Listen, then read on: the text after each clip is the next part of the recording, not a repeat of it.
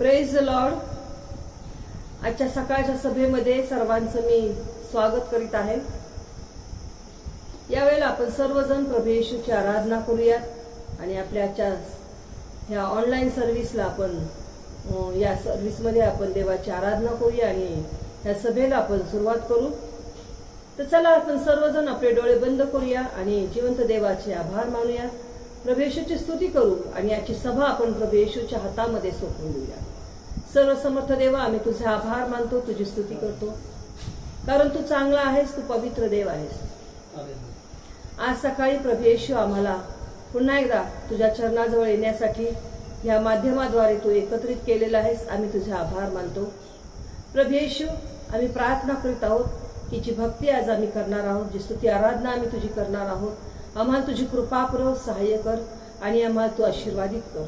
आम्हाला तो उत्साह दे, आम्हाला ती उत्सुकता दे आणि आम्ही स्तुती करणारा, भक्ती करणारा अंतःकरण तू आम्हाला दे, अशी मी प्रार्थना करते.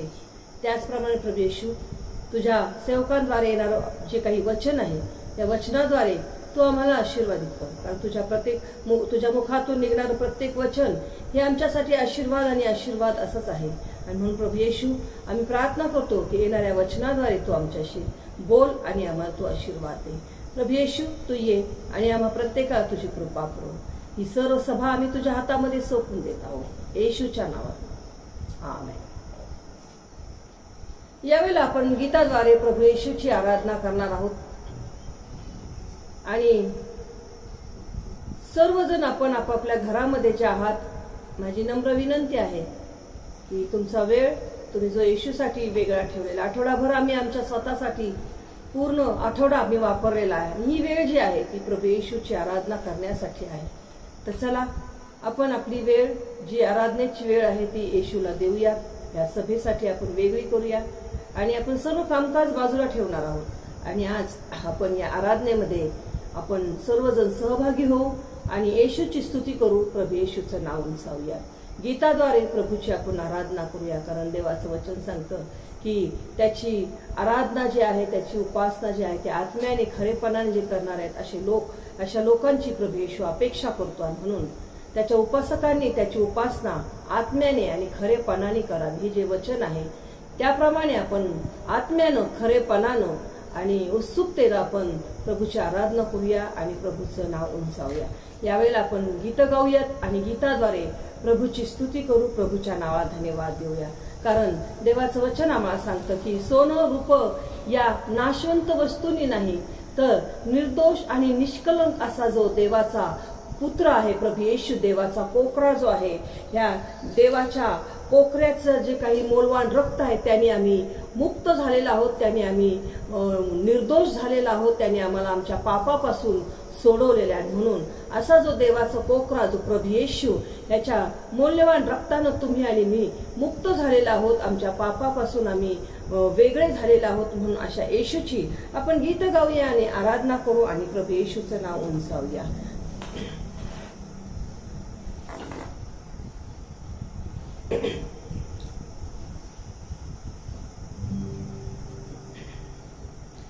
यीशु ने हमें छुड़ाया है पाप के जाल से, यीशु ने हमें बचाया है शैतान की चाल से, यीशु ने हमें छुड़ाया है पाप के जाल से,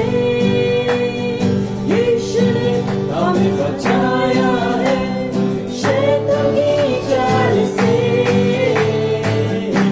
तो गाओ हालेलुया, तो गाओ हालेलुया, तो गाओ हालेलुया, तो गाओ हालेलुया.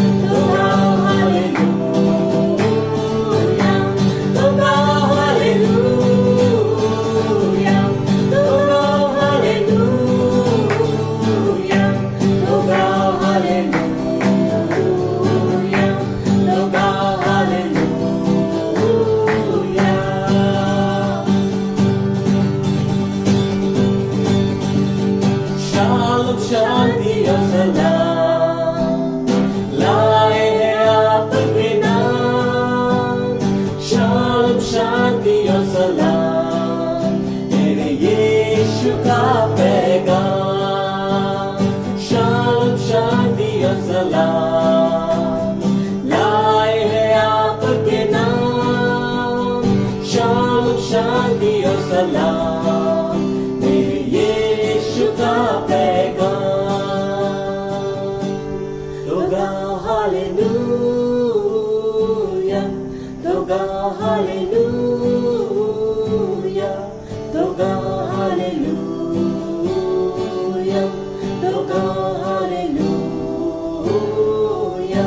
तो गाओ हालेलुया, तो गाओ हालेलुया, तो गाओ हालेलुया, तो गाओ हालेलुया, तो गाओ हालेलुया, तो गाओ हालेलुया, तो गाओ हालेलुया, हालेलुया तो गाओ हालेलुया,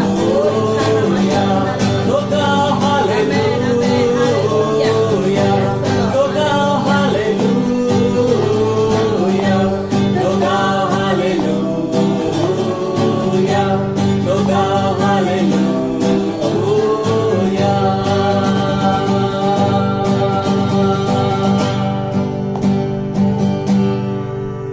हालेलुया. खरोखर प्रभू येशू जो आहे तो आमच्या सर्व पापांपासून आमची सुटका करणारा, आमच्या पापांची क्षमा करणार आहे.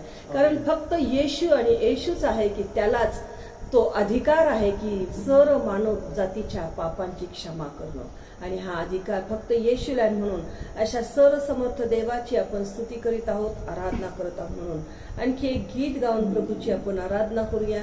आणि यावेळेला आपण आपले डोळे बंद करू आणि जो जिवंत देव जो प्रभू येशू आहे आणि तो तुमचा आणि माझा आहे, या पृथ्वीचा निर्माण करता, या जगाचा निर्माण करता जो येशू आहे, याची आपण आराधना करू. आपले डोळे आपण बंद करूया आणि येशूला म्हणूया की होय प्रभू येशू, तू जो पवित्र आहेस, तू जो जिवंत देव आहेस, असं जीवन जगण्यास तू मला मदत कर.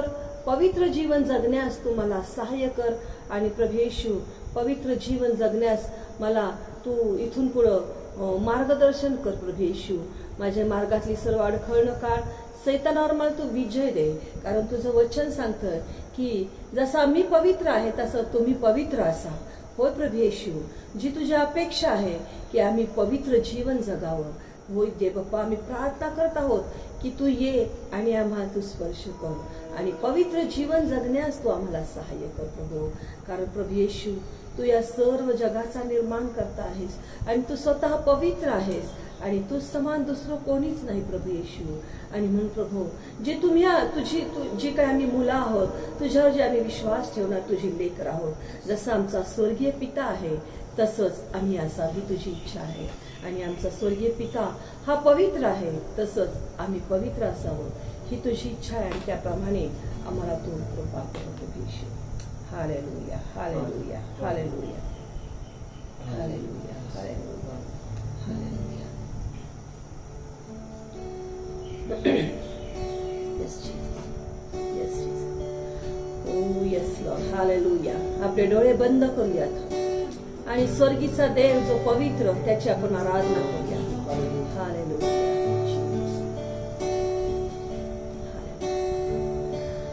आता तेरे हुजूर देखता तेरा जलाल, साए में तेरे कुदूस बस आता है ये ख्याल. पुन्हा एकदा आता हूँ तेरे, आता हूँ तेरे हुजूर देखता तेरा जलाल, साए में तेरे कुदूस बस आता है ये ख्याल.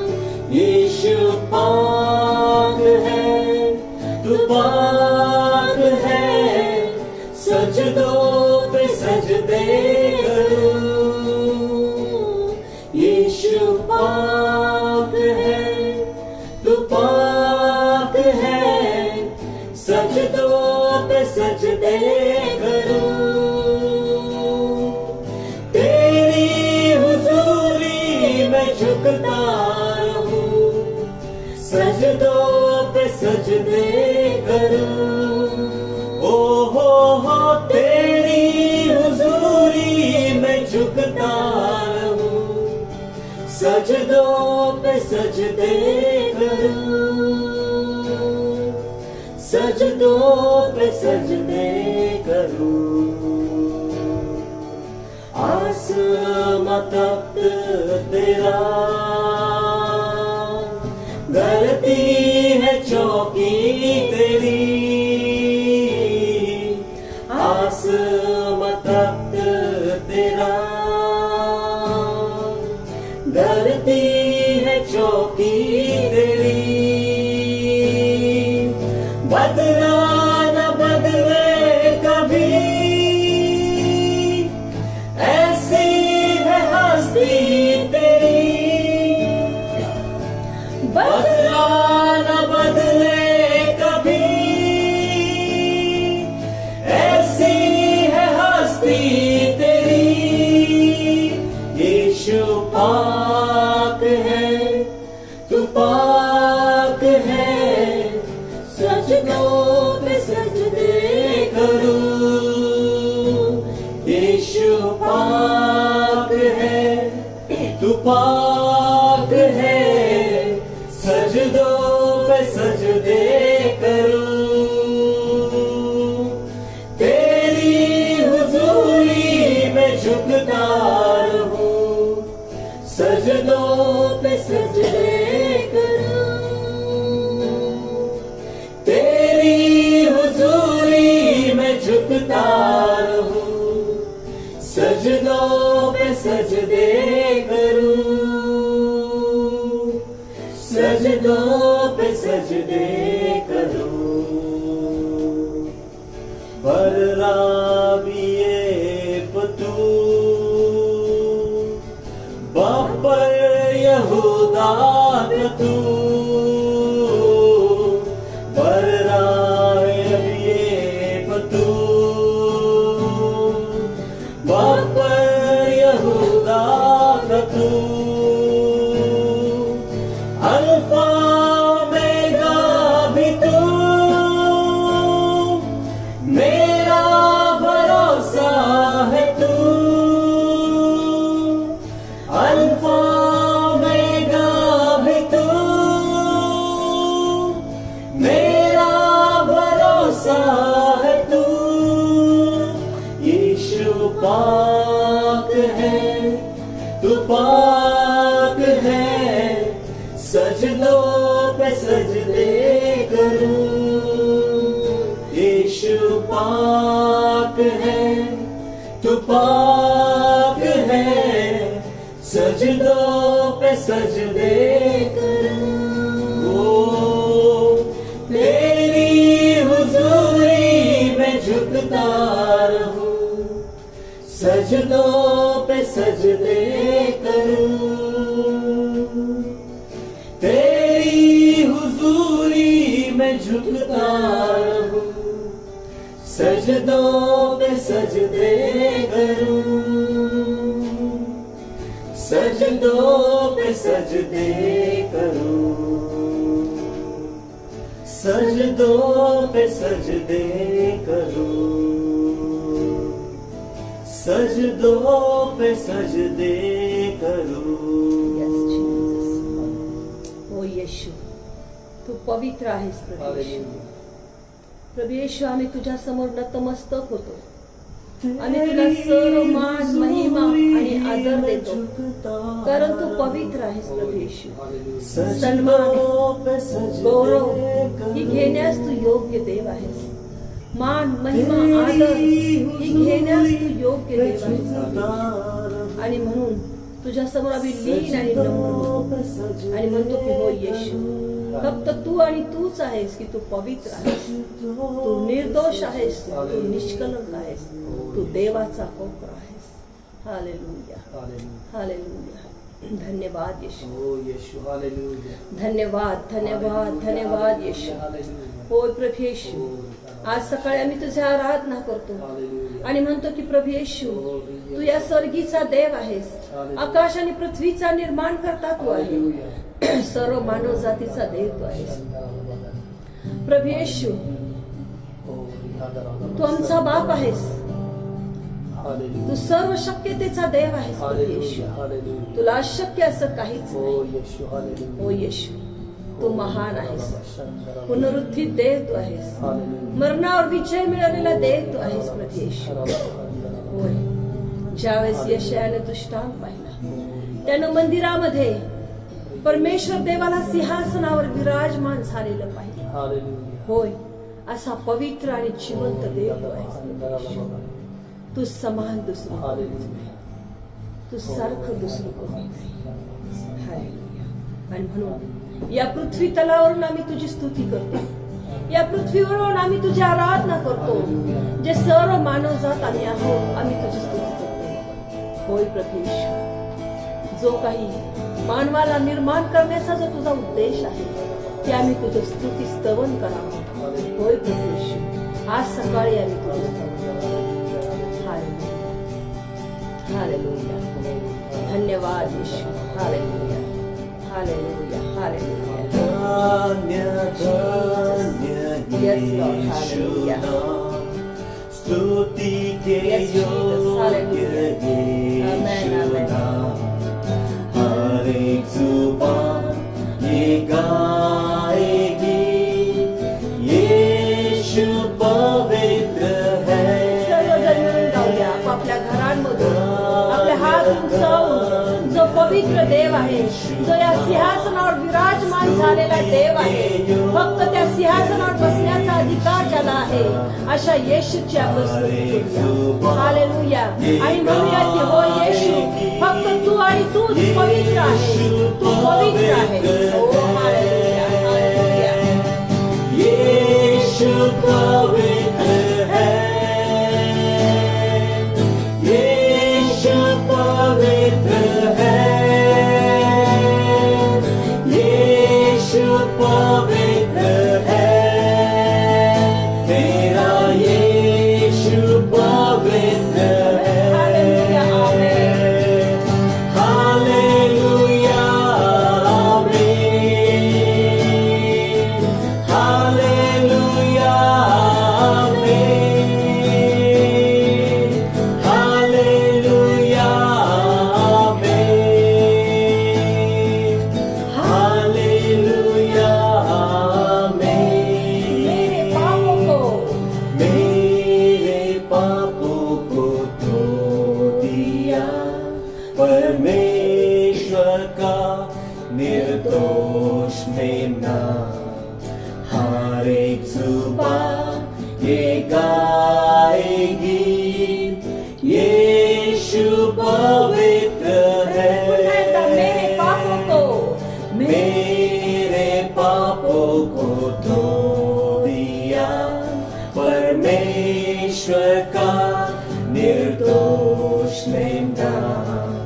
हर एक जुबान ये गाएगी यीशु पवित्र है. यीशु पवित्र है, यीशु पवित्र है, यीशु पवित्र है, मेरा यीशु पवित्र है. हालेलुया, आमेन. हालेलुया, आमेन. हालेलुया, आमेन. हालेलुया, आमेन.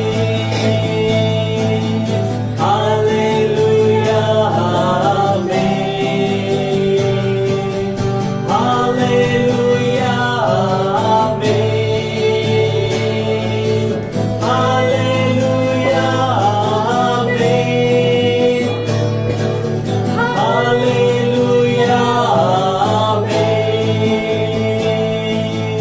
हालेलुया,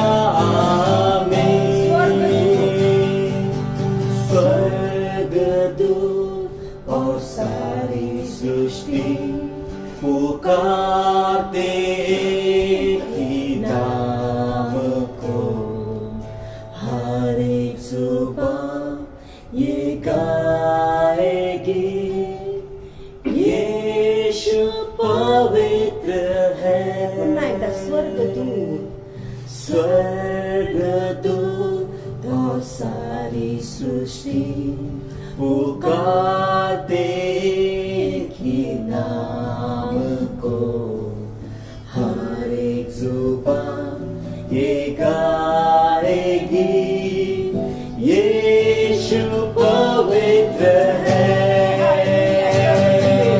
यीशु पवित्र है, यीशु पवित्र है,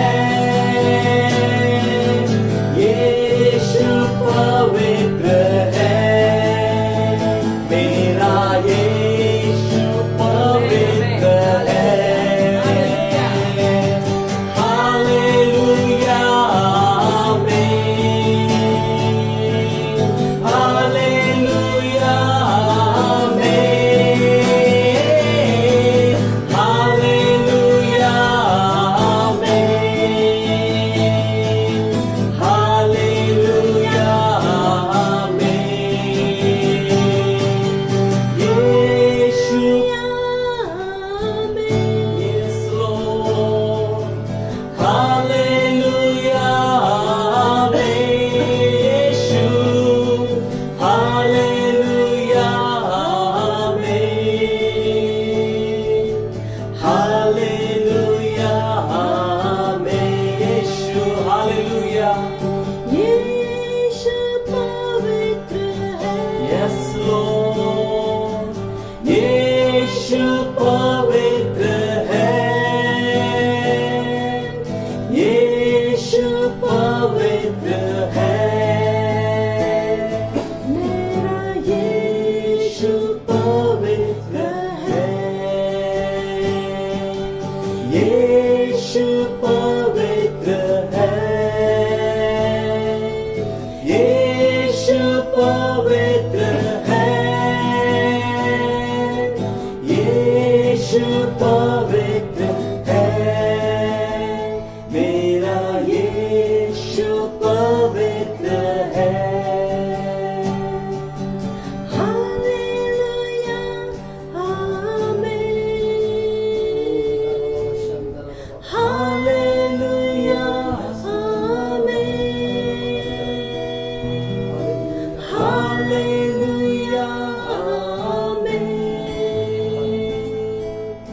हालेलुया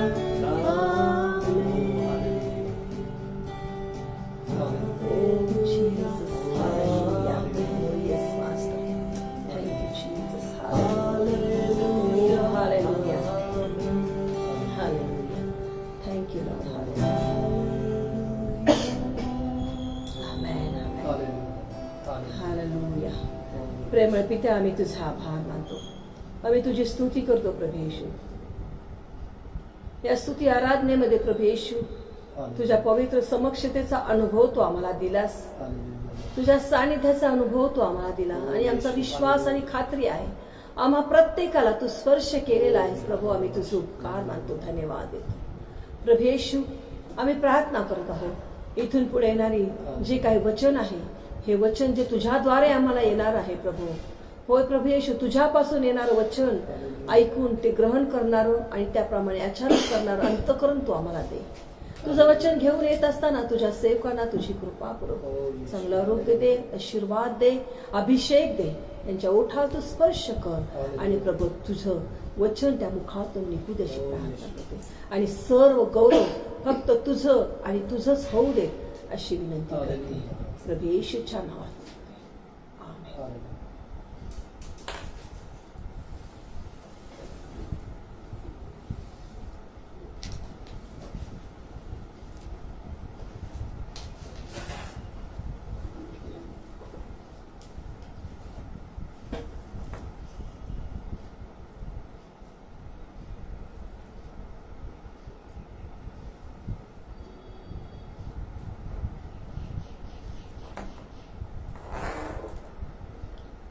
हालेलुया. आज सकाळी आपल्या सगळ्यांचं प्रभू येशू ख्रिस्ताच्या मौल्यवान नावामध्ये स्वागत आहे.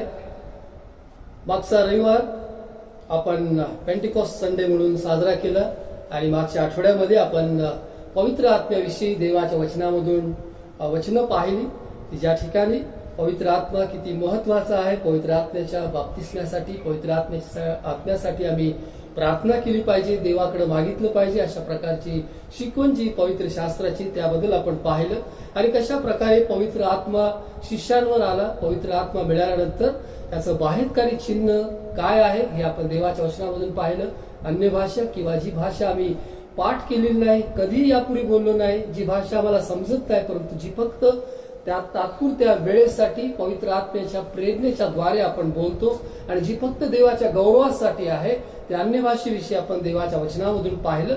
आणि एवढंच नाही तर देवाच्या वचनामधून पाहिलं की फक्त यहुद्यांसाठीच नाही, 50व्या दिवशी फक्त जे यरुशलेममध्ये जे यहुदी होते त्यांच्यावरच पवित्र आत्मा उतरला, परंतु त्याच्यानंतर प्रेषितांच्या कृत्याच्या 10व्या अध्यायामध्ये आपण वाचलं की कर्नेलियाच्या घरामध्ये जे सर्व परराष्ट्रीय होते त्यांच्यावर देखील पवित्र आत्मा उतरला. शंभरणामध्ये ज्या वेळेला पेत्राने आणि योहानाने प्रार्थना केली त्यावेळेला लोकांना पवित्र आत्मा मिळाला. म्हणजे पवित्र आत्मा हा सर्वांसाठी आहे, सर्व काळातील सर्व लोकांसाठी तो आहे. जो प्रत्येक जण देवाकडे मागतो त्या प्रत्येकाला तो पवित्र आत्मा देतो. कारण देवाच्या वचनामध्ये म्हटलं आहे की जे त्याच्याकडे मागतात त्यांना किती विशेष करून तो पवित्र आत्मा देईल. आणि म्हणून मला तुम्हाला विचारायचं आहे की किती जणांनी या आठवड्यामध्ये पवित्र आत्म्याच्या बाप्तिस्म्यासाठी प्रार्थना केली. ज्या वेळेला आपण ईश्वर विश्वास ठेवतो, देवाचा पवित्र आत्मा आमच्यामध्ये येतो, पवित्र आत्मा आम्हाला चालवतो. पवित्र आत्मा आमच्यामध्ये असणं आणि पवित्र आत्म्याचा बाप्तिस्मा सामर्थ्ययुक्त होण्यासाठी आहे, देवाची सेवा करण्यासाठी आहे, अधिक देवाच्या राज्यामध्ये फळं आणण्यासाठी आहे. तो पवित्र आत्म्याचा अभिषेक किंवा पवित्र आत्म्याचा बाप्तिस्मा ही एक वेगळी गोष्ट आहे. आणि म्हणून मला हे विचारायचं आहे की किती जणांनी पवित्र आत्म्याच्या बाप्तिस्म्यासाठी देवाकडे प्रार्थना केलेली आहे. मला तुमचे हात दिसणार नाहीत, परंतु देवाला माहित आहे की किती जण आपापल्या घरामध्ये या वेळेला देवाचं वचन ऐकत आहेत आणि किती जणांनी आपले हात उंचावले आहेत. बरं, मला तुम्हाला उत्तेजन द्यायचं आहे की दररोज प्रार्थना कर. ज्याप्रमाणे याकोबाने प्रार्थना केली, याकोबानं देवदूताबरोबर झोंबी केली, म्हणजे संघर्ष केला, झगडून त्यानं जय मिळवला. आणि तो त्या देवदूताला असं म्हटलं की तू मला आशीर्वाद दिल्याशिवाय मी तुला जाऊ देणार नाही. जोपर्यंत मिळत नाही तोपर्यंत मागणं त्याने थांबवलं नाही. तसंच जोपर्यंत तुम्ही पवित्र आत्म्याच्या सामर्थ्याने सामर्थ्ययुक्त होत नाही तोपर्यंत प्रार्थना करणं बंद करू नका. दररोज दररोज दररोज देवाकडे प्रार्थना करा, देवाकडे प्रार्थना करा, पवित्र आत्म्याच्या बाप्तिस्म्यासाठी प्रार्थना करा. कारण या शेवटच्या काळामध्ये देवाचं वचन सांगतं की देव आपल्या आत्म्याचा मनुष्य मात्रावर वर्षाव करत आहे. तुमचे पुत्र तुमच्या कन्या संदेश देतील. आणि माझ्यासाठी ही आनंदाची गोष्ट असेल की ज्या वेळेला मंडळीतील प्रत्येक जण, प्रभूवर विश्वास ठेवणारा प्रत्येक जण, ज्याला देवाचं वचन समज असा प्रत्येक जण पवित्र आत्म्याच्या भाषेमध्ये प्रार्थना करून देवाचं आणि देवाचंच गौरव करते. चला आज आपण थोडस पुढे याच्यामध्ये जाणार आहोत. गलतीकरास पत्र याचा 5वा अध्याय, गलतीकरास पत्र याचा 5वा अध्याय आणि 16 वचन. संत पाऊल या ठिकाणी गलतीतील मंडळीला असं लिहित आहे. तो असं म्हणतो, मी तर म्हणतो आत्म्याच्या प्रेरणेने चाला, म्हणजे तुम्ही देह वासना पूर्ण करणारच नाही. आत्म्याच्या प्रेरणेने चाला म्हणजे तुम्ही देह वासना पूर्ण करणारच नाही. कारण देह वासना आत्म्याविरुद्ध आहे व आत्मा देह वासनेविरुद्ध आहे. ही परस्पर विरुद्ध आहे, ह्यासाठी की जे काही तुम्ही इच्छिता ते तुमच्या हातून घडू नये. परत आपण या वचनाकडे येणार आहोत. त्या अगोदर आणखी या संदर्भातली काही वचनं आपण वाचणार आहोत. रोमकरास पत्र याचा 8वा अध्याय, की जिथे पवित्र आत्म्याच्या द्वारे मार्गदर्शित असलेले जे काही जीवन आहे, कशा प्रकारचं जीवन आम्ही जगायला हवं या संबंधाने देवाचं वचन आम्हाला काय सांगतं. पवित्र आत्म्याच्या द्वारे चालणं. 6 वचन, रोमकरास पत्र याचा 8वा अध्याय आणि 6 वचनापासून पुढे. कारण 5 वचन, कारण जे देह स्वभावाचे आहेत ते दैहिक गोष्टीकडे चित्त लावतात आणि जे आध्यात्मिक मार्गानुसारी आहेत ते आध्यात्मिक गोष्टींकडे चित्त लावतात. कारण देह स्वभावाचे चिंतन हे मरण, पण आत्म्याचे चिंतन हे जीवन व शांती आहे. कारण देह स्वभावाचे चिंतन हे देवाबरोबर वैर आहे, ते देवाच्या नियमशास्त्राच्या अधीन नाही आणि त्याला तसे होता येत नाही. जे देहाच्या अधीन आहेत त्यांना देवाला प्रसन्न करता येत नाही. आता या दोन्ही शास्त्र भागामधून आपल्याला एक महत्वाची गोष्ट पाहायला मिळते की दोन प्रकारचे लोक आहेत. एक जे दैहिक इच्छेने चालणारे आहेत, जे आपल्या देहवासनेने चालणारे आहेत, जे देहावर अवलंबून असणारे लोक आहेत, आणि एक असे आहेत की जे पवित्र आत्म्याच्या मार्गदर्शनानुसार चालणारे लोक आहेत, ज्यांनी आपल्या जीवनामध्ये पवित्र आत्म्याचं मार्गदर्शन स्वीकारलेलं आहे, जे पवित्र आत्म्याला महत्व देतात. देवाच्या वचनामध्ये थेसलोनिकराच्या पत्रामध्ये म्हटलं आहे की आत्म्याला खिन्न करू नका, आत्म्याला दुखवू नका. ज्यावेळेला आपण पवित्र आत्म्याचं ऐकत नाही त्यावेळेला आपण आत्म्याला दुखावत आहोत, आपण त्याला खिन्न करत आहोत, आपण त्याला नाराज करत आहोत, आपण त्याला दुःखी करत आहोत. आणि म्हणून पवित्र आत्म्याच्या मार्गदर्शनानं चालणं हे सगळ्यात महत्वाचं आहे. मागच्या आठवड्यामध्ये आपण पाहिलं पवित्र आत्म्याचा बाप्तिस्म मिळण्यासाठी प्रार्थना करणं आहे. मग आता पवित्र आत्म्याचा बाप्तिस्म मिळाल्यानंतरच आमचं जीवन कशा प्रकारे असायला हवं या संबंधाचं अधिक मार्गदर्शन या वचनांमध्ये आहे. या वचनामध्ये असं म्हटलं आहे की जे देहसमूहाचे आहेत ते दैहिक गोष्टीकडे चित्त लावतात आणि जे आध्यात्मिक मार्गानुसारी आहेत ते आध्यात्मिक गोष्टीकडे चित्त लावतात.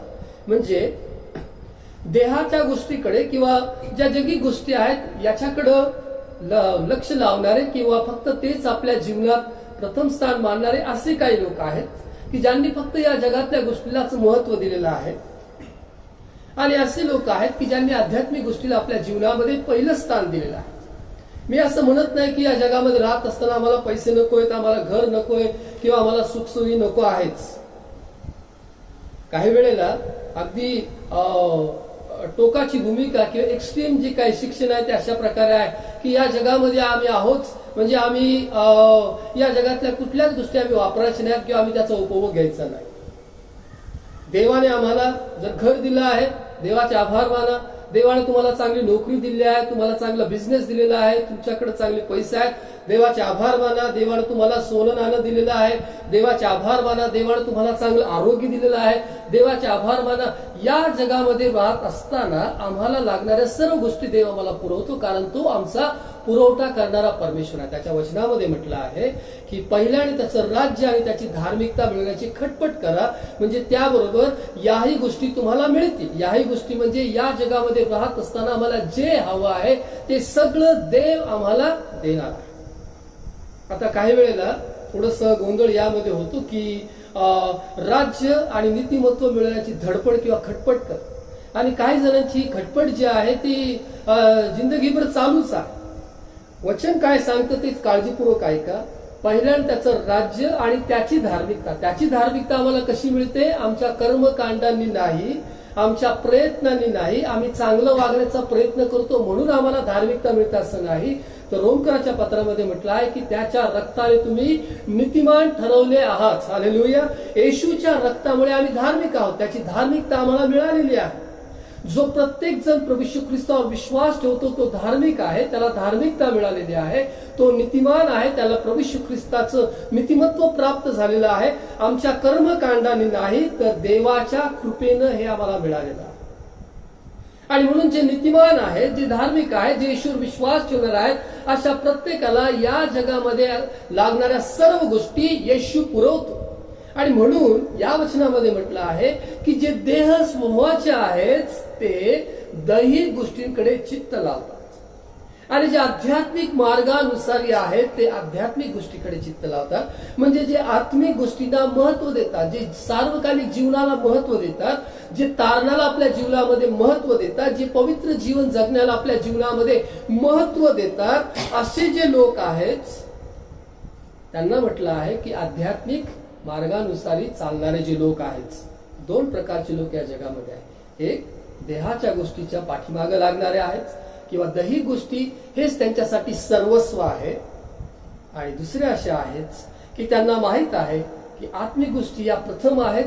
आणि ज्या वेळेला आम्हाला येशू मिळाला आहे, ज्या वेळेला आमचं तारण झालेलं त्यावेळेला देवाचं वचन सांगतं की ज्याने आपल्या स्वतःच्या पुत्राला राखून न ठेवता सर्व दिले तो आपल्याला त्याच्याबरोबर सर्व काही कसे देणार नाही. याच अध्यायात रोमकरास याचा 8वा अध्याय आणि 32व्या वचनामध्ये म्हटलंय की ज्याने आपल्या स्वतःच्या पुत्रास राखून न ठेवता त्याला आपणा सर्वांकरता समर्पण केले, तो त्याच्याबरोबर म्हणजे येशू बरोबर आपल्याला सर्व काही कसे देणार नाही, म्हणजे तो आम्हाला सर्व काही देणार आहे.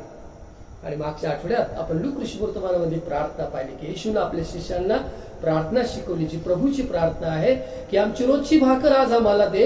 हे आमच्या दैनंदिन गरजा. आणि त्याच अध्यायामध्ये त्याने आपल्या शिष्यांना सांगितलं, मागा म्हणजे तुम्हाला मिळेल, यासाठी की तुमचा आनंद परिपूर्ण व्हावा. जो कोणी मागतो त्याला मिळतं, आणि जे पवित्र आत्म्यासाठी प्रार्थना करतात त्यांना किती विशेष करून तो पवित्र आत्मा देईल. आणि मग आज आपण पाहत आहोत की दोन प्रकारचे लोक आहेत, जे फक्त आपल्या दैनंदिन गरजांपुरतेच मर्यादित आहेत आणि त्यांच्या प्रार्थना तेवढ्याच आहेत. देवा मला बरं कर, देवा मला कोरोनापासून वाचव, देवा माझं चांगलं होऊ दे, देवा मला नोकरी लागू दे, मला काम मिळू दे. ह्या फक्त आजच्या या जगातल्या असणाऱ्या गोष्टी आहेत, तेवढ्या पुरतेच आहे. आमचं आध्यात्मिक जीवन खूप महत्वाचं आहे. या आध्यात्मिक गोष्टीमध्ये आम्ही प्रार्थना केली पाहिजे, देवा मला तुझ्या पवित्र आत्म्याचा बाप्तिस्मा हवा. अलिशानं एलियाला म्हटलं की तुझ्या ठाई असलेल्या आत्म्याचा दुप्पट वाटा मला पाहिजे. मला तुझ्याकडे जे सामर्थ्य आहे त्याच्यापेक्षा अधिक सामर्थ्य मला हवं आहे. आमच्या जीवनामध्ये आम्ही आत्मिक गोष्टींना महत्वाचं किंवा पहिलं स्थान देणं गरजेचं. चला थोडस पुढे वाचूया आपण. रोमकरास पत्र 8 अध्याय आणि 6 वचन. यामध्ये म्हटलं आहे, कारण देह स्वभावाचे चिंतन हे मरण, पण आत्म्याचे चिंतन हे जीवन व शांती आहे. कारण देह स्वभावाचे चिंतन हे देवाबरोबर वैर आहे, ते देवाच्या नियमशास्त्राच्या अधीन नाही आणि त्याला तसे होता येत नाही. आता म्हटलं आहे की देह स्वभावाचे चिंतन हे मरण आहे, देह स्वभावाचे चिंतन हे देवाबरोबर वैर आहे. देह स्वभावाचं चिंतन, दैहिक गोष्टीचं चिंतन. चिंतन म्हणजे काय? एखाद्या गोष्टीचा पुन्हा आणि पुन्हा विचार करणं, सतत त्याच गोष्टीबद्दल विचार करीत राहा. जे फक्त दैहिक गोष्टीबद्दलच विचार करतात, मी माझं जीवन कसं सुखाचं होईल, ह्या एवढ्याच गोष्टी त्यांच्यासाठी महत्वाच्या आहेत. दैहिक गोष्टी. देहाचं चिंतन, देवाचं वचन सांगतं की देह स्वभावाचं चिंतन हे मरण आहे आणि ते देवाबरोबर वैर आहे. देवाबरोबर वैर आहे. योहानाच्या पत्रामध्ये म्हटलं आहे की जगामध्ये जे आहे ते म्हणजे देहाची वासना, डोळ्याची वासना, संसाराची खुशारकी, ही पित्यापासून नाही तर जगापासून आहे. आणि जो कोणी जगाबरोबर मैत्री करतो तो देवाचा वैरी ठरलेला. वाचू आपण देवाचं वचन.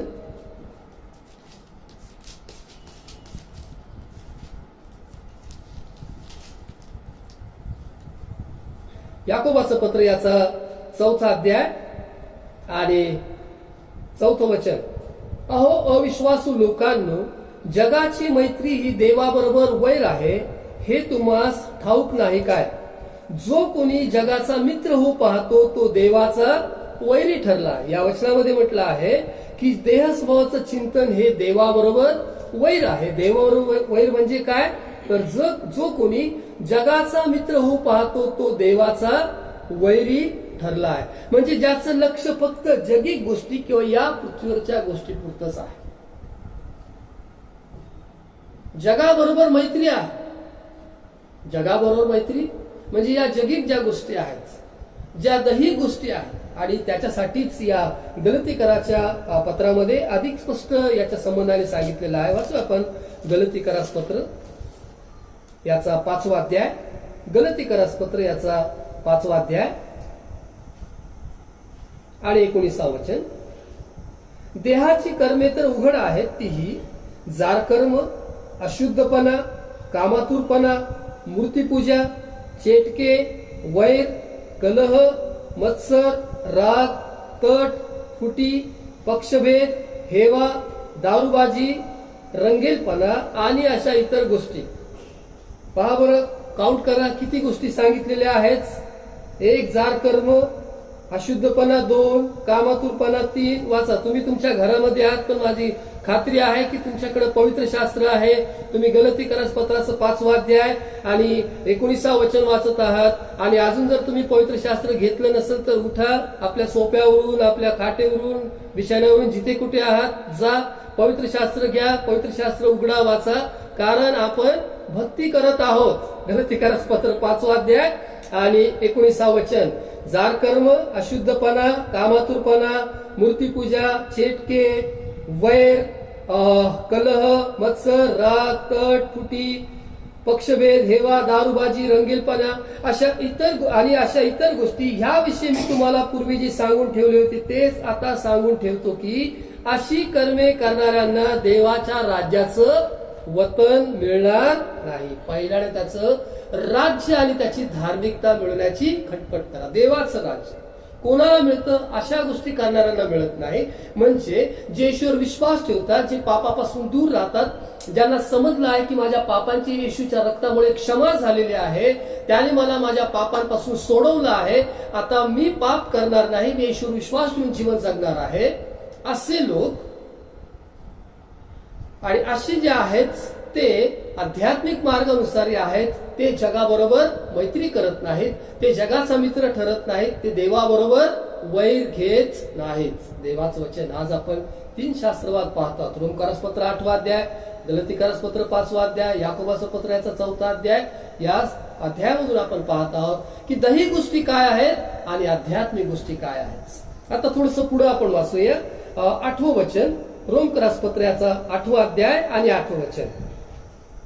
जे देहाच्या अधीन आहेत त्यांना देवाला प्रसन्न करता येत नाही. जे देहाच्या अधीन आहेत, जे देहाच्या अधीन आहेत, फक्त दैहिक गोष्टी हेच त्यांच्यासाठी फर्स्ट प्रायोरिटी किंवा पहिलं स्थान आहे. जे देहाच्या अधीन आहेत म्हणजे त्यांचं शरीर जे सांगतं, त्यांचं मन जे सांगतं, त्यांच्या मनाला जसं वाटतं तसं ते जीवन जगतात, म्हणजे ते देहाच्या अधीन आहेत, दैहिक गोष्टीच्या अधीन आहेत. आपल्या देहावर आपलं नियंत्रण असणं गरजेचं आहे. म्हणजे उदाहरणार्थ ज्यावेळी तुम्ही उपास करायचं ठरवता, सकाळी उठता मला आज उपास करायचा आहे आणि थोड्या वेळाने 10-11 वाजेपर्यंत तुम्ही थांबता आणि त्याच्यानंतर तुम्हाला घरामध्ये तुम्ही किचनमध्ये पाहता आणि तुम्हाला असं वाटतं की जाऊ द्या, आज उपास नको करायला, आज मी माझा उपास मोडतो कारण घरामध्ये आज चांगलं जेवण आहे. म्हणजे तुम्ही तुमच्या देहावर विजय मिळवत नाही, तुम्ही देहाच्या अधीन झालेले आहात, तुम्ही देहाधीन झालेले आहात आणि आत्मिक गोष्टीपेक्षा तुम्ही दैहिक गोष्टीला जास्त महत्व दिले. कारण तुम्ही तुमच्या इच्छेनुसार केलेलं आहे, तुम्ही तुमची इच्छाला मुरड घातलेलं आहे किंवा त्याला थांबवलेलं नाही. ही आहे देहाच्या अधीन असणं आहे. तुम्ही जर तुमच्या स्वतःला सांगितलं, मी ज्यावेळेला उपास करतो मी माझ्या स्वतःला सांगतो की आज मला जेवायचं नाही, आज मला जेवण मिळणार नाही, आज मला देवाचं वचन वाचायचं आहे, आज मला प्रार्थना करायची आहे, आज जेवणाचा विषयच नाही. आणि पहा, तुम्ही असं करा, तुम्हाला उपास करताना काहीच वाटणार नाहीतर मग उपास धरला आणि मग कधी 2 वाजतात आणि कधी 3 वाजतात आणि चला प्रार्थना करा आणि उपास द्या सोडून आणि परत संध्याकाळी 7ला पण जेवा, तो उपास धरणं नाही. ज्यावेळेला तुम्ही शरीराने अशक्त आहात, तुम्ही आजारी आहात, त्यावेळेस उपास करूच नका.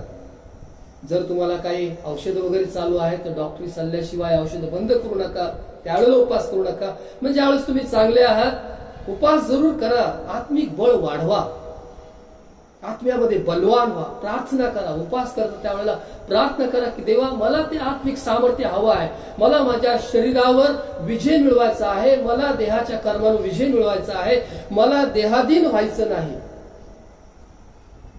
देवाचं वचन सांगतं जे देहाच्या अधीन आहेत त्यांना देवाला प्रसन्न करता येत नाही. या संबंधाने एक वचन आपण पाहणार आहोत करिंथकराच्या पत्रामध्ये. रोमकारास पत्र झाल्यानंतर करिंथकरास पहिले पत्र याचा 10वा अध्याय आणि 5वं वचन. करिंथकरास पहिले पत्र याचा 10वा अध्याय आणि 5वं वचन. तरी त्यांच्यापैकी बहुतेकांविषयी देव संतुष्ट नव्हता, ह्यामुळे त्यांचा रानात नाश झाला. कोणाविषयी सांगत आहे? इस्रायल लोकांविषयी सांगत आहे. कारण दुसऱ्या वचनामध्ये सांगितलेलं आहे की मेघ व समुद्र यांच्याद्वारे मोशेमध्ये त्या सर्वांचा बाप्तिस्मा झाला. म्हणजे ज्या वेळेला ते मेघ आणि समुद्र म्हणजे ते तांबड्या भूमीतून पलीकडे गेले, दोन्ही बाजूला पाणी एखाद्या भिंतीसारखं उभं होते आणि ते पलीकडे गेले, म्हणजे लाक्षणिक अर्थाने त्यांचा बाप्तिस्मा झाला. मोशेने काही प्रत्येकाला पाण्यात बुडून बाप्तिस्मा दिला नाही, पण देवाचं वचन सांगतं बंधुजनो, आपले पूर्वज सर्वच मेघाखाली होते आणि समुद्रातून ते सर्व पार गेले. समुद्रातून पार गेले म्हणजे निर्गमाच्या पुस्तकामध्ये सांगितल्याप्रमाणे तांबड्या समुद्रातून पार गेले. मेघ व समुद्र यांच्याद्वारे मोशेमध्ये त्या सर्वांचा बाप्तिस्मा झाला. त्या सर्वांनी एकाच प्रकारचे आध्यात्मिक अन्न सेवन केले. त्या सर्वांनी एकाच प्रकारचं आध्यात्मिक अन्न सेवन केलं, कारण सर्वांना नियमशास्त्र देण्यात आलं, सर्वांना सारखंच आत्मिक गोष्टीविषयी सांगण्यात आलं. आणि पुढे म्हटलं आहे, ते सर्व तेच आध्यात्मिक पाणी प्याले, कारण ते आपल्या मागे चालणाऱ्या आध्यात्मिक खडकातून पित होते. तो खडक तर ख्रिस्त होता. ह्या गोष्टींविषयी तुम्ही अजाण असावं अशी माझी इच्छा नाही. तरी त्यांच्यापैकी बहुतेकांविषयी देव संतुष्ट नव्हता, ह्यामुळे त्यांचा रानात नाश झाला. आता पुन्हा आपण रोमकरसपत्र 8 अध्याय 8 वचनाकडे येतो. जे देहाच्या अधीन आहेत त्यांना देवाला प्रसन्न करता येत नाही. इस्रायल लोकांपैकी बहुतेकांविषयी देव संतुष्ट नव्हता, म्हणजे देव त्यांच्याविषयी प्रसन्न नव्हता. त्यांच्या वागणुकीमुळं, त्यांच्या ज्या काही दैहिक स्वभावामुळं देव त्यांच्यावर प्रसन्न नव्हता. वचन सांगतं 6 वचनापासून पुढे की त्यांनी लोभ धरला, तसा आपण वाईट गोष्टींचा लोभ धरू नये. त्यांच्यापैकी कित्येक, पहिले कोरिन्थीपत्र 10 अध्याय 7 वचन, त्यांच्यापैकी कित्येक मूर्तीपूजक होते, तसे तुम्ही होऊ नका. लोक खावया प्यावयाला बसले, नंतर नाच तमाशा करायला सुटले, असे शास्त्रात दिले आहे. त्यांच्यापैकी कित्येकांनी जारकर्म केले, ते एका दिवसात 23,000 मरून पडले, तेव्हा आपण जारकर्म करू नये. त्यांच्यापैकी कित्येकांनी प्रभूची परीक्षा पाहिली आणि ते सापाच्या योगे नाश पावले, तेव्हा आपण प्रभूची परीक्षा पाहू नये. त्यांच्यापैकी कित्येकांनी कुरकुर केली आणि ते संहारकर्त्याकडून नाश पावले, तेव्हा तुम्ही कुरकुर करू नका. आता आपण या वचनाकडे आहोत की जे देहाच्या अधीन आहेत त्यांना देवाला प्रसन्न करता येत नाही. मग आपण इस्रायल लोकांच्या जीवनामधून पाहत आहोत. देहाच्या अधीन होते म्हणजे नेमकं त्यांनी काय केलं, तर ते मूर्तीपूजक होते, त्यांनी ते लोभी होते. एवढंच नाही तर त्यांनी जारकर्म केलं, त्यांनी प्रभूची परीक्षा पाहिली आणि त्यांनी देवाविरुद्ध तक्रार केली, त्यांनी देवाविरुद्ध कुरकुर केली. जे देहाच्या अधीन आहेत त्यांना देवाला प्रसन्न करता येत नाही. आज आपण 2 प्रकारच्या लोकांविषयी पाहतो. पवित्र आत्म्याच्या द्वारे जीवन जगणारे लोक आणि जे आपल्या देह स्वभावाने जीवन जगणारे लोक आहेत. 2 प्रकारच्या लोकांची तुलना किंवा 2 प्रकारचे लोक या ठिकाणी पाहायला मिळतात. जे देह स्वभावाचं चिंतन करणारे आहेत, की जे सतत फक्त दैहिक गोष्टींचा आणि जगी गोष्टींचाच विचार करणारे आहेत, ते त्यांच्यासाठी ते त्यांच्या स्वतःचा नाश ओढून घेत आहेत. एवढंच नाही तर ते देवाबरोबर वैर घेत आहेत. आणि देवाचं वचन पुढे सांगतं रोमकरसपत्र 8 अध्याय 9 वचन, परंतु तुम्हामध्ये जर देवाचा आत्मा वस्ती करीत आहे तर तुम्ही देहाच्या अधीन नाही, आत्म्याच्या अधीन आहात. जर कोणाला ख्रिस्ताचा आत्मा प्राप्त झालेला नसेल तर तो ख्रिस्ताचा नाही. देवाचं वचन सांगतं की तुमच्यामध्ये जर देवाचा आत्मा वस्ती करत आहे तर तुम्ही देहाच्या अधीन नाही. देवाचा आत्मा, कोरिन्थीच्या पत्रामध्ये म्हटलं आहे, तुम्ही देवाचं मंदिर आहात. तुमचं शरीर देवाचं मंदिर आहे. देवाचा आत्मा तुमच्यामध्ये वस्ती करतो. देवाचा पवित्र आत्मा तुमच्यामध्ये राहतो आणि तुम्ही देवाचं मंदिर आहात. देवाचा पवित्र आत्मा तुमच्यामध्ये वस्ती करतो, तुमच्यामध्ये राहतो. वचनामध्ये म्हटलं आहे की जर तुम्ही देवाचा आत्मा वस्ती करत आहे तुमच्यामध्ये तर तुम्ही देहाच्या अधीन नाही. पहा, 2 प्रकारचं जीवन आम्हाला जगता येत नाही. थोडे दिवस आम्ही देवामध्ये आहोत, थोडे दिवस देवापासून दूर आहोत, असं होत नाही. देवाचा आत्मा आमच्या जीवनामध्ये राहतो, देवाचा आत्मा आमच्यामध्ये वस्ती करतो. आपण देवाचं मंदिर आहोत म्हणजे आपण देवाचेच आहोत. आज सकाळी आपण देवाच्या पवित्र्याविषयी आपण गाणे गायले, देवाची आराधना केली की देव पवित्र आहे, देवाचा आत्मा पवित्र आहे. त्याच्याविषयीच म्हटलं आहे पवित्र आत्मा. देव पवित्र आहे, देवाचा आत्मा पवित्र आहे, प्रभू येशू ख्रिस्त पवित्र आहे. त्याचं पावित्र्य आम्ही समजून घेतो. आमच्या जीवनामध्ये देवाचा पवित्र आत्मा वस्ती करतो, राहतो. आणि देवाचं वचन सांगतं की जर तुमच्यामध्ये देवाचा आत्मा वस्ती करतो तर तुम्ही देहाच्या अधीन नाही. देहाच्या अधीन नाही म्हणजे आता जे काही दैहिक गोष्टी आहेत त्या दैहिक गोष्टीपासून आता आपण बाजूला झालेलो आहोत. एवढंच नाही तर देवाचं वचन सांगतं पुढं 13 वचनामध्ये, रोमकरास पत्र 8 अध्याय 13 वचन, कारण जर तुम्ही देह स्वभावप्रमाणे जगलात तर तुम्ही मरणार आहात, परंतु जर तुम्ही आत्म्याने शरीराची कर्मे ठार मारलीत तर जगाल, कारण जितक्यांना देवाचा आत्मा चालवित आहे तितके देवाचे पुत्र आहेत. जितक्यांना देवाचा आत्मा चालवतो. योहान कृष्ण वर्तमानामध्ये म्हटलं आहे, 1 अध्यायामध्ये म्हटलं आहे, जितक्यांनी त्याच्यावर विश्वास ठेवला तितक्यास, म्हणजे त्याच्या निवडलेल्यास त्याने देवाची पुत्र आणि कन्या होण्याचा अधिकार दिलेला आहे. आपण देवाची मुलं आहोत. योहानाच्या पत्रामध्ये म्हटलं आहे की आपण देवाची मुलं आहोत. यामध्ये पित्याने किती मोठं प्रतिदान दिलेलं आहे. आपण देवाची मुलं आहोत. जितक्यांना देवाचा आत्मा चालवतो तितके देवाचे पुत्र आहेत. पवित्र आत्म्याच्या सामर्थ्यानं चाल. वचनामध्ये म्हटलं आहे की आत्म्याच्या प्रेरणेने चाला, म्हणजे तुम्ही देह वासना पूर्ण करणारच नाही. पहिलंच वचन आपण वाचलं गलतीकराच्या पत्राच्या 5व्या अध्यायामध्ये, आत्म्याच्या प्रेरणेने चाला, पवित्र आत्म्याच्या मार्गदर्शनानुसार चाला. कारण आपण देवाचे पुत्र आणि देवाच्या कन्या आहोत. देवाचा पवित्र आत्मा आमच्या जीवनामध्ये वस्ती करतो आणि आम्हाला एकाच प्रकारचं जीवन आहे, आणि जे म्हणजे आध्यात्मिक मार्गानुसारी असणारं जीवन आहे. आमचा पास्ट जो होता, आमचा भूतकाळ जो होता, की पूर्वी आपण अशा प्रकारचं जीवन जगत होतो, परंतु आता येशूच्या रक्तामुळे आमच्या पापांची क्षमा झाली आहे. त्याने आम्हाला नवीन प्रकारचं जीवन दिलेलं आहे. जोपर्यंत आम्ही अंधकारामध्ये होतो, अंधकाराची कर्मे आम्ही करत होतो, तो आमचा भूतकाळ होता. पण ज्या दिवशी प्रभू येशू ख्रिस्ताने आमचं तारण केलं, ज्या दिवशी प्रभू येशू ख्रिस्ताने आमच्या पापांची क्षमा केली, आम्हाला सार्वकालिक जीवन मिळालं, त्या दिवसापासून देवाचं वचन रोमकराच्या पत्राच्या 12व्या अध्यायामध्ये म्हणतं की या युगाबरोबर समरूप होऊ नका, तर मनाच्या नवीकरणानं स्वतःच रूपांतर होऊ द्या. बदलत राहा, रूपांतर होऊ द्या. पवित्र आत्म्याच्या द्वारे चालवलेलं जीवन, पवित्र आत्म्याच्या मार्गदर्शनानुसार असलं जीवन. इस्रायल लोकांचं उदाहरण आपण पाहिलं. कित्येकांविषयी देव संतुष्ट नव्हता, कारण त्यांची कृत्ये तशी. विश्वासा वाचून देवाला संतोष येणं अशक्य असं देवाच्या वचनामध्ये म्हटलं आहे. इब्री लोकांच्या पत्रामध्ये म्हटलं आहे की विश्वासा वाचून देवाला प्रसन्न करणं अशक्य आहे. त्यांचा देवावर विश्वास नव्हता, म्हणून त्यांनी देवावर विरुद्ध कुरकुर केली. त्यांचा देवावर विश्वास नव्हता, म्हणून त्यांनी देवाची परीक्षा पाहिली. त्यांचा देवावर विश्वास नव्हता. जरी त्यांना तेच आध्यात्मिक अन्न सगळ्यांना समान मिळत होतं, तरीही काही असे होते की ज्यांच्या जीवनाविषयी देव संतुष्ट नव्हता. फक्त विश्वासाच्या द्वारेच आपण देवाला प्रसन्न करू शकतो. तेव्हाच वचन सांगतं, आमच्या कर्मकांडांनी नाही, पण विश्वासाच्या द्वारे आपण देवाला प्रसन्न करतो. विश्वासा वाचून देवाला संतोष होणं अशक्य असं म्हटलं आहे. आणि एवढंच नाही, तर देवाचं वचन सांगतं की ज्यांचं तारण झालं आहे त्यांनी चांगली कृत्ये करण्याचं मनावर घ्यायचं आहे. विश्वासाने आमचं तारण झालेलं आहे, आणि आता तारण झालेलं आहे म्हणून आपण आता चांगल्या गोष्टी करायच्या आहेत, चांगली कृत्ये करायच्या आहेत. जगी किंवा दैहिक गोष्टी नाही, देह स्वभावानुसार असणाऱ्या गोष्टी नाही.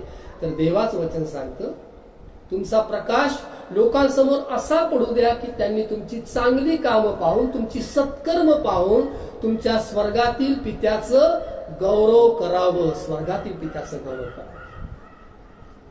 काही वेळेला असा प्रश्न पडतो की पवित्र आत्म्यानं भरलेलं जीवन आहे, अन्य भाषेमध्ये लोक प्रार्थना करतात, पण त्यांच्या जीवनाकडे जर पाहिलं तर त्यांचं जीवन अगदी देवाच्या वचनाविरुद्ध चाललेलं आहे. काय सांगता अशाबद्दल देवाचं वचन? मत्ती कृषी वर्तमानामध्ये म्हटलं आहे की त्या दिवशी पुष्कळ जण येतील आणि म्हणतील, प्रभो प्रभो, आम्ही तुझ्या नावानं संदेश दिला, तुझ्या नावाने आम्ही भूते घालवली, मोठमोठी चमत्कार केले. आणि त्यावेळेला मी त्यांना म्हणेन, अहो अनाचार करणाऱ्यांनो, माझ्याकडून निघून जा, कारण तुमची आणि माझी कधीच ओळख नव्हती. जो कोणी माझ्या पित्याच्या इच्छेप्रमाणे वागतो त्याचा स्वर्गाच्या राज्यात प्रवेश होतो. पवित्र आत्मा, पवित्र आत्म्याचं सामर्थ्य, अन्य भाषेमध्ये प्रार्थना करणं हे आहेच, परंतु त्याबरोबरच आपण पवित्र आत्म्याला गृहीत धरू नये. पवित्र आत्म्याचा बाप्तिस्म मिळाला म्हणजे आम्ही कसंही वागायला मोकळे आहोत असा त्याचा अर्थ नाही. आमचं जीवन खूप महत्वाचं आहे. आम्ही कशा प्रकारचं जीवन जगत आहोत. पवित्र जीवन जगणं महत्वाचं आहे. आत्म्याच्या प्रेरणेनं चालणं महत्वाचं आहे. फक्तच अन्य भाषा बोलणं एवढंच पुरेसं नाही, परंतु जे सामर्थ्य देवानं आम्हाला दिलेलं आहे ते त्याच्या गौरवासाठी उपयोगात आणणं महत्वाचं आहे. त्याच्या राज्याच्या वाढीसाठी उपयोगात आणणं महत्वाचं आहे.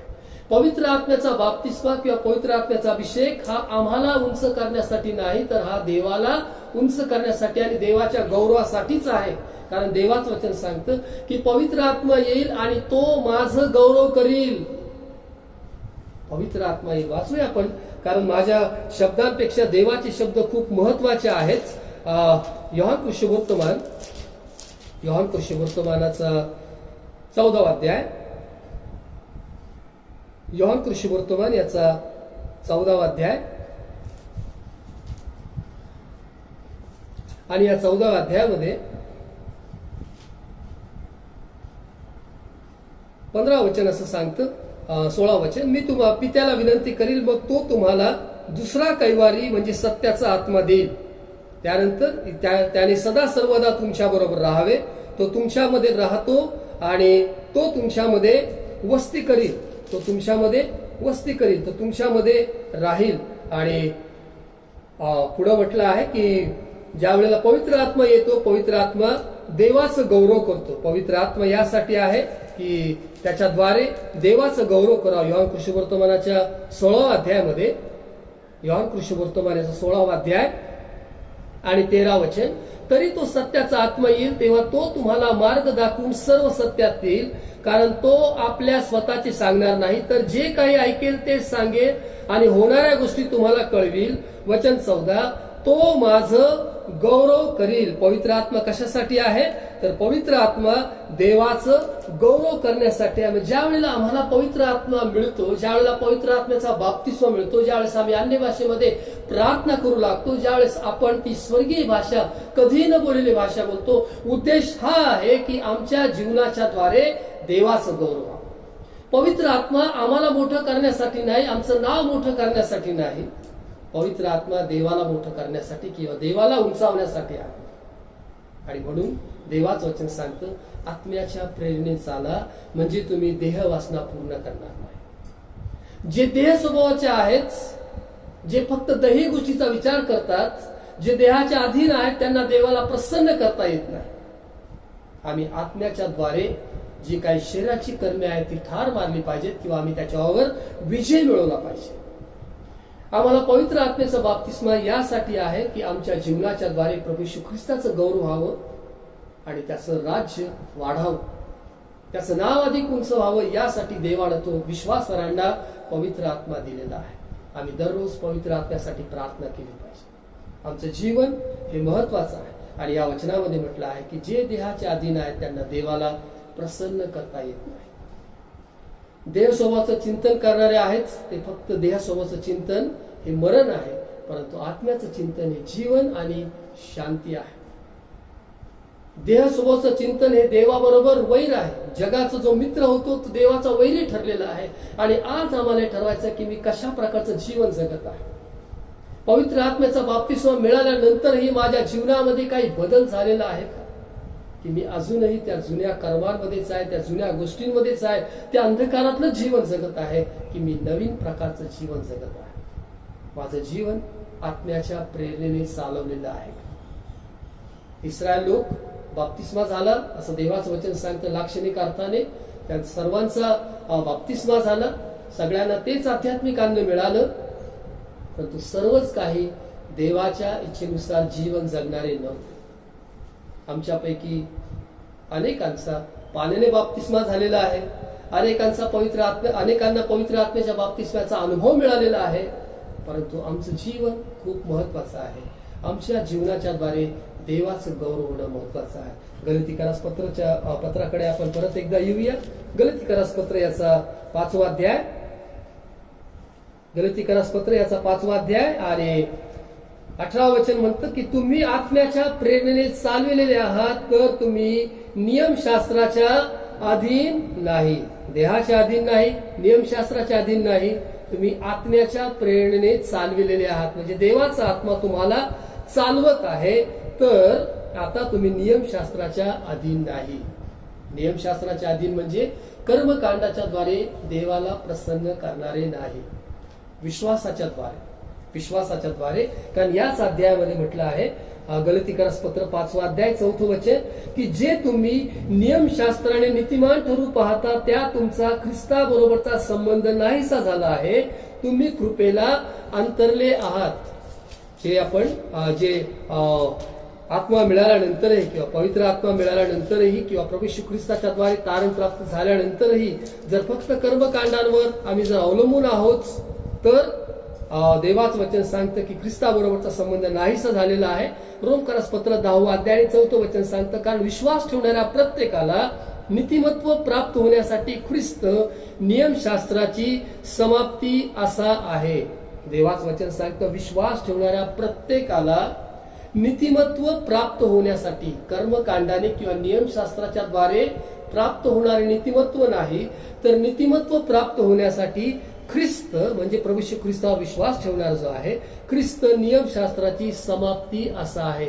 म्हणजे जो कोणी येशू ख्रिस्तावर विश्वास ठेवतो, विश्वास ठेवण्याच्या द्वारे जे नियमशास्त्रामध्ये असं जे नीतिमत्व आहे ते आम्हाला प्राप्त होतं. आम्हाला येशूच्या द्वारे नीतिमत्व प्राप्त होतं. आम्हाला आता नियमशास्त्राच्या कृत्यांवर अवलंबून राहण्याची गरज राहिलेली नाही. आज आपण पवित्र आत्म्या संबंधाने आणि पवित्र आत्म्याच्या द्वारे मार्गदर्शित असले जे काही जीवन आहे त्या संबंधाने अनेक वचनं या ठिकाणी वाचलेली आहेत. या अर्ध्या तासाच्या वेळामध्ये मला लवकर वचनं वाचावी लागतात, परंतु जे सर्व शास्त्रभाग आहे तुमच्याकडे पुष्कळ वेळ आहे. सभा झाल्यानंतरही सगळी शास्त्रवचनं जी तुम्हाला सांगितली ती सगळी पुन्हा वाचा, परत वाचा, आणि निश्चितच माझी खात्री आहे की पवित्र आत्मा या वचनाच्या द्वारे तुमचं जीवन मार्गदर्शन करणार आहे. पवित्र आत्मा यासाठीच आहे की तो देवाच वचन सांगतो, तो तुम्हाला मार्ग दाखवून संपूर्ण सत्यामध्ये चालेल. आम्हाला सत्यामध्ये जीवन जगायचं आहे, आम्हाला सत्यामध्ये चालायचं आहे. प्रभू येशू ख्रिस्त मार्ग आहे, सत्य आहे, जीवन आहे, आणि त्याने आम्हाला तो सत्याचा आत्मा दिलेला आहे, तो पवित्र आत्मा दिलेला आहे, आणि या पवित्र आत्म्याच्या मार्गदर्शनानुसार आम्हाला जीवन जगायचं आहे. आणि सरतेशेवटी एवढंच या वचनाच्या द्वारे मला तुम्हाला आठवण करून द्यायची आहे की 2 प्रकारचं जीवन नाहीच, दैहिक जीवन आणि आत्मिक जीवन नाहीच. जे आपण विश्वासणारे आहोत, आमचा या जगाशी आता संबंध नाही, जगाशी मैत्री नाही, कारण आता आम्ही देवाचे मित्र आहोत. आपण देवाचे लोक आहोत. आम्हाला एकाच प्रकारचं जीवन जगायचं आहे. आम्हाला आध्यात्मिक गोष्टींना आमच्या जीवनामध्ये पहिलं स्थान द्यायचं आहे, पहिलं प्राधान्य द्यायचं आहे. आत्म्याच्या प्रेरणेने आम्हाला चालायचं आहे, म्हणजे आम्ही देहवासनेवर विजय मिळवणार आहोत.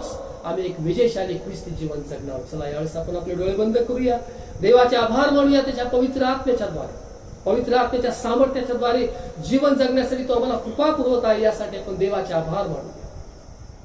पवित्र आत्मा आमच्या आध्यात्मिक जीवनासाठी खूप महत्वाचा आहे. तो दुसरा कैवारी आहे. येशूने त्याला आमच्यासाठी पाठवला आहे. पवित्र आत्मा तो आम्हाला मार्ग दाखवून संपूर्ण सत्यामध्ये नेतो, आम्हाला चालवतो. तो पित्याचं गौरव करतो. जितक्यांना देवाचा आत्मा चालवतो तितके देवपुत्र आहेत. देवपुत्रांनो, देवाचे पुत्र आणि कन्यांनो, देवाचा आत्मा आम्हाला चालवतो. देवाचा आत्मा आमच्यामध्ये राहतो. आम्ही देवाचं मंदिर आहोत. त्याचा पवित्र आत्मा आमच्यामध्ये राहतो. पवित्र ते जीवन आपण जगूया. आत्म्याच्या प्रेरणेने चालूया. आत्म्याला खिन्न करू नका, आत्म्याला विझू नका, त्याचं कार्य थांबू देऊ नका, आत्म्याला दुखावू नका.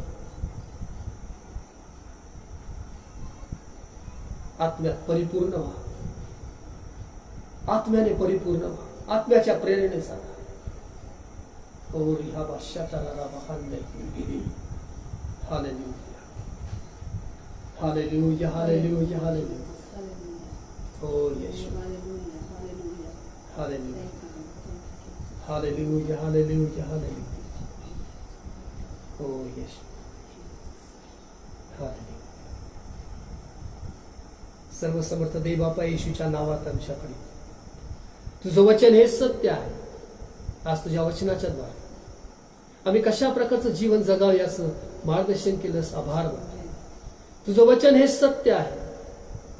तुझं वचन आमच्या पावलांकरता दिवा, आमच्या मार्गावर प्रकाशाचं आहे. पवित्र आत्म्याचं बाप्तिस्मा, पवित्र आत्म्याचं सामर्थ्य आणि पवित्र आत्म्याच्या प्रेरणेने चालणं काय आहे तुझ्या वचनाच्या द्वारे तू आम्हाला शिकवतोस. आभार मानतो आम्ही तुला. धन्यवाद प्रभू.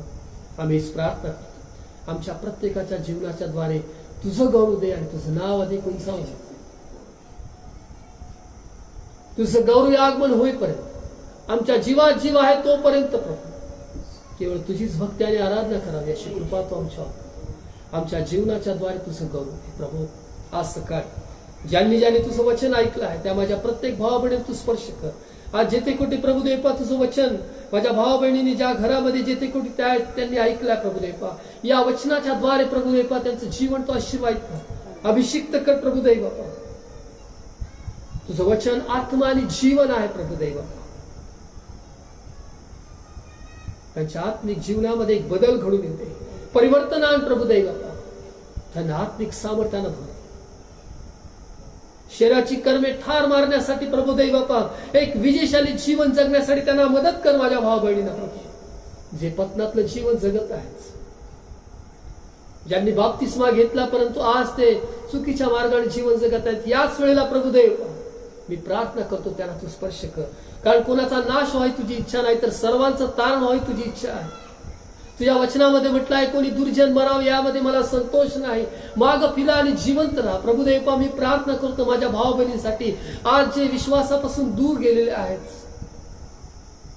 जे चुकीचं जीवन जगत आहेत, देहाची कर्म जी या गलतीकराच्या 4थ्या अध्यायामध्ये 5व्या अध्यायामध्ये सांगितल्याप्रमाणे प्रभुदेवा अशा प्रकारे कुठल्या एखाद्या कर्मामध्ये ते जर अडकलेले आहेत, कुठल्या एखाद्या चुकीच्या गोष्टीच मध्ये ते अडकले आहेत, तर याच वेळेला प्रभुदेव तू जो बंधमुक्त करणारा देव आहे त्यांना त्या बंधनातून तू सोडव अशी येशूच्या नावात प्रार्थना करतो प्रभू. एक विजयशाली जीवन जगण्यासाठी त्यांना तू मदत कर प्रभू. कारण तुझं वचन सांगतं की अशी कर्मे करणाऱ्यांना जी देहाची कर्म करणार आहेत त्यांना देवाचं राज्याचं वतन मिळणार नाही. प्रभू मी प्रार्थना करतो माझ्या भावा बहिणी तू मदत कर प्रभू येशू. आत्मिक जीवनामध्ये त्यांना तू बलवान कर, त्यांना पुन्हा एकदा नव्यानं उभं कर प्रभू येशू. आणि प्रत्येक जीवनाच्या द्वारे तुझं गौरव दे, तुझं नाव अधिक उंचावू दे प्रभू. आमचं आत्मिक बळ वाढव प्रभू देव या दिवसामध्ये प्रभू येशू. तुझ्यावरचं प्रेम अधिक वृद्धिगत होते, अधिक वाढू दे प्रभू. तुझी वचनं वाचण्यासाठी प्रार्थना करण्यासाठी प्रत्येकाला मदत कर अशी प्रार्थना करतो देवबापा. हो दे तुझं गौरव आगमन होईपर्यंत या विश्वासामध्ये राहून तुझी सेवा करण्यासाठी प्रत्येकाला विशेष तुझी कृपा आपली. जे काही आज तुझ्या सेवेकडून तुझ्याकडे प्रार्थना केल्यात ऐकल्यास आभार मानतो, तुला धन्यवाद देतो येशूच्या नावात मागतो.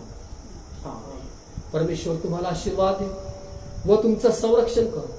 परमेश्वर आपला मुख प्रकाश तुमच्यावर पाडो व तुमच्यावर कृपा करो. परमेश्वर तुमच्याकडे प्रसन्न मुख करो आणि तुम्हाला शांती दे. पित्याच्या पुत्राच्या पवित्र आत्म्याच्या नावात आमेन. ख्रिस्ताची शांती आपल्या अंतःकरणात राज्य कर. येत्या शनिवारी जून महिन्याचा पहिला शनिवार आहे आणि प्रत्येक महिन्याचा पहिला शनिवार आपण उपास प्रार्थनेसाठी वेगळा केलेला आहे. या महिन्याचा पहिला शनिवार देखील आपण उपास करणार आहोत, प्रार्थना करणार आहोत. आपल्या आत्मिक बळ वाढावं यासाठी आपण प्रार्थना करणार आहोत. आपल्या आध्यात्मिक जीवनामध्ये परिवर्तन यावं यासाठी प्रार्थना करणार आहोत. पवित्र आत्म्याच्या बाप्तिस्म्यासाठी, पवित्र आत्म्याच्या अभिषेकासाठी आणि सामर्थ्यासाठी आपण प्रार्थना करणार आहोत. आणि संध्याकाळी 7 ते 8 या वेळेमध्ये संध्याकाळची भक्ती ऑनलाईन होणार आहे. येत्या शनिवारी संध्याकाळी 7 ते 8 वाजेपर्यंत. देव आपणास आशीर्वाद.